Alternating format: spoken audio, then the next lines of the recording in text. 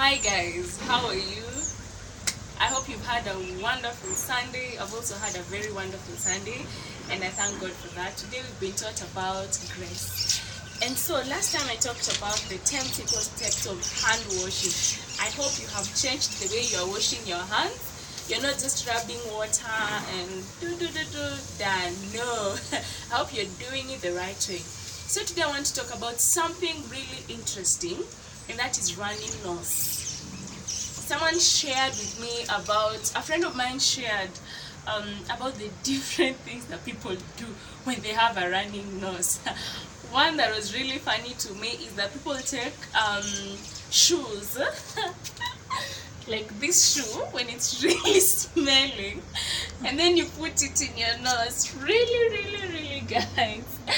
And then I've had many stories. A friend of mine told me when he or she has running nose, he runs round the field several laps and the running nose is gone. But anyway, today I want to talk to you about running nose. So just from the description, running nose is when you have mucus that is flowing from your nostrils, and at times it's probably uncontrollable or it's in excess of what you normally have. And there are various things that can cause you to have a running nose. The number one common factor is infections. Infections are the commonest things that cause running nose. An infection could be due to a virus. By the way, guys, the sun is really beautiful. This is the background of Kenya Medical Training College, and then this other side is University of Nairobi. It's really beautiful. I'm currently on the balcony.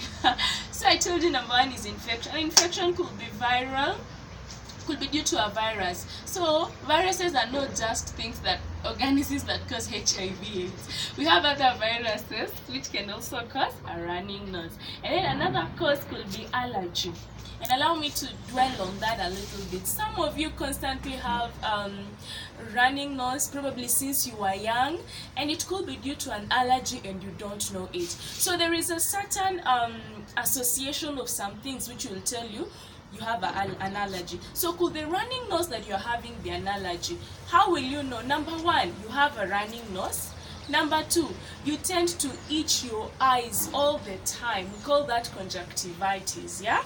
And then guys, number three, you tend to, at times you just have things like irritations on the skin, like things coming out of your skin. We call that eczema.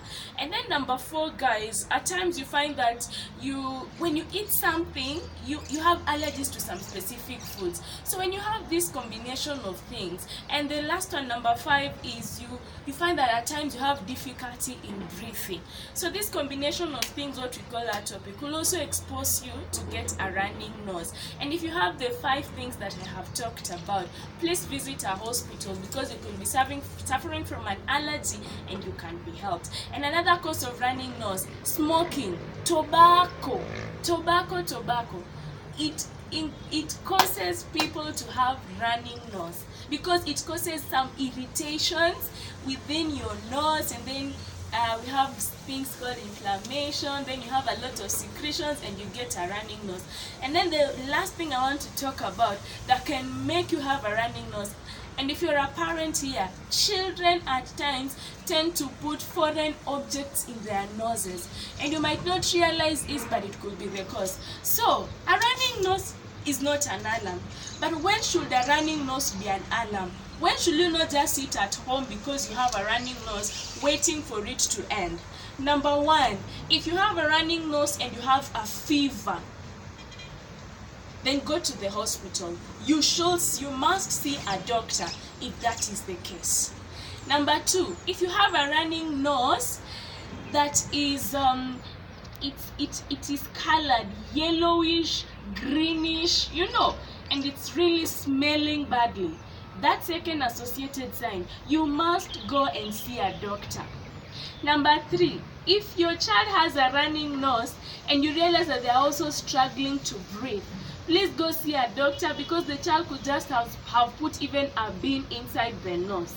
And then number four, if you have a running nose and at times you realize that you have probably you injured your head, you fell down, you injured your head, and then you get a running nose that is clear, please go to the hospital, because at times you would have fallen down, injured your head, and then whatever you are getting is fluid from the head, what we call CSF. So what are some of the first aid things that you can do at home? For the categories that I have mentioned, if you have a running nose with the associated signs and symptoms, please go to a nearby health facility. But when should you just sit at home? If the running nose is not associated with the things that I've talked about.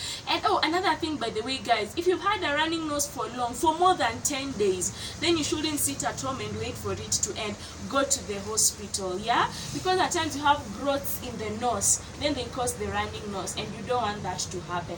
So if you're at home and you have a running nose, what should you do, guys? Number one, I want to talk, you must take plenty of fluids. A lot of fluids. And which kind of fluids am I talking about? Hot fluids. Hot fluids could be hot water, could be hot tea. And what these fluids do is that when you drink them, you have that steam that is being released. Research shows that the steam helps with lightening your mucus, and then you can easily clear the mucus out of your nose. So number one, that is taking hot fluids. And then number two, please take a hot shower. If you have a running nose and you're struggling with a cold shower, you want to show that you are the ninja. Do not show that you're a ninja. The same thing, when you take a hot shower, the steam helps with thinning your mucus, and you can easily clear it out. And then number three, guys, I want to give you a trick. There's this combination of mixing honey and ginger. By the way, it works, alright? Because ginger has been shown to have some properties that will also help to reduce the increased secretion of mucus. So ginger is very helpful. There are some of the home remedies that you can do. And then remember, prevention is always better than cure. Please avoid irritations. Probably the irritations could be dust, it could be tobacco, smoking, like I've talked about. And then just something else that I've remembered that is important in preventing running nose.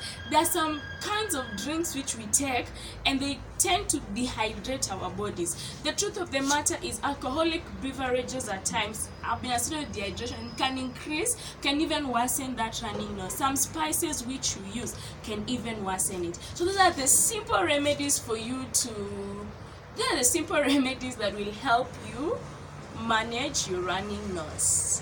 And if it is really bad, then go to the hospital.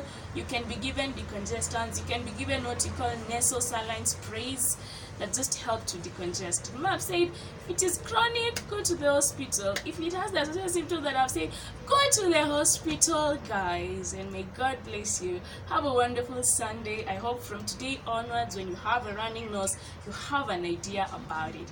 God bless you, guys.